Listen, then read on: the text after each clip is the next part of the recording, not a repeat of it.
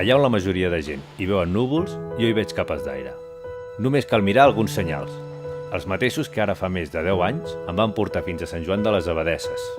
Tant jo com l'Anna, la meva companya, buscàvem un poble envoltat de natura i muntanya. Ella, sobretot, una vall on hi toqués el sol, i jo, un lloc on finalment pogués combinar feina i passió. De seguida vam descobrir que hi havia un poble pensat per la gent del poble, on tot té un tracte més humà, on pots sortir de casa sense tenir realment cap pla i cap pressa, i on les paraules treballar i viure són compatibles.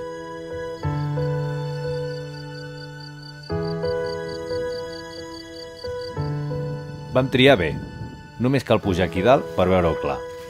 El mar no queda tan lluny i a l'hivern les muntanyes de darrere ens resguarden de la neu. En definitiva, el lloc ideal per volar.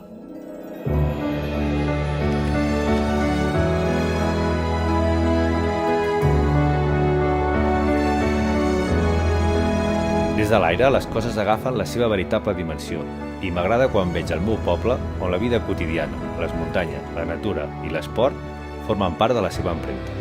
Però sobretot m'agrada quan veig la Bruna créixer i viure en aquest entorn, on practicar una passió és possible i on potser algun dia li podré ensenyar a saber mirar més enllà dels núvols.